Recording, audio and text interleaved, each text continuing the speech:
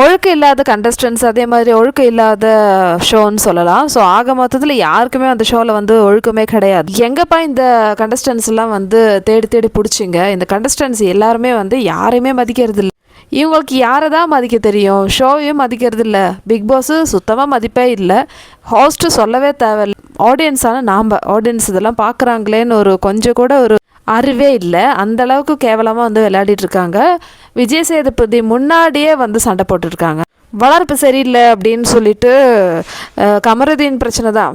கமருதீனை வந்து வளர்ப்பு சரியில்லைன்னு சொல்லிட்டு சபரி, அதே மாதிரி வினோதெல்லாம் இருக்காங்க. ஸோ எல்லோரும் சேர்ந்து தான் பேசுகிறாங்க. துஷார் அதுக்கு தான் வந்து சண்டை. இவங்களுக்கு எதுக்கு தான் வந்து சண்டை போட தெரியாது? எல்லாத்துக்குமே சண்டை மட்டும்தான் போட தெரியும்.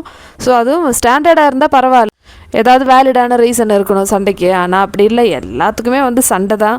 எதுக்கு சண்டை போட்டாங்கன்னு கேட்டால் அவங்களுக்கே தெரியாது, அந்த மாதிரி இருக்குது. இந்த வாட்டி ஷோ ரொம்பவே மோசமாக இருக்குங்க. கண்டஸ்டன்ஸ் அதை விட மோசமாக இருக்குது, அதுதான் சொல்லுவேன். ஸோ இதிலேருந்து நம்ம என்ன கண்டென்ட் நம்ம எக்ஸ்பெக்ட் பண்ணலாம்?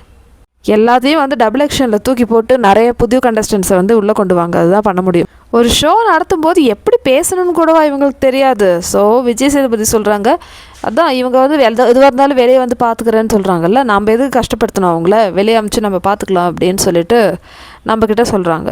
கண்டிப்பாக கமருதீனுக்கு ஆப்பு இருக்குது, அது மட்டும் தெரிஞ்சு போச்சு. அது ரெட் கார்டாக இருக்கலாம், இல்லை வெளியே அனுப்புகிறதா இருக்கலாம். ஸோ இன்றைக்கி எபிசோடில் பார்த்தா தான் தெரியும்.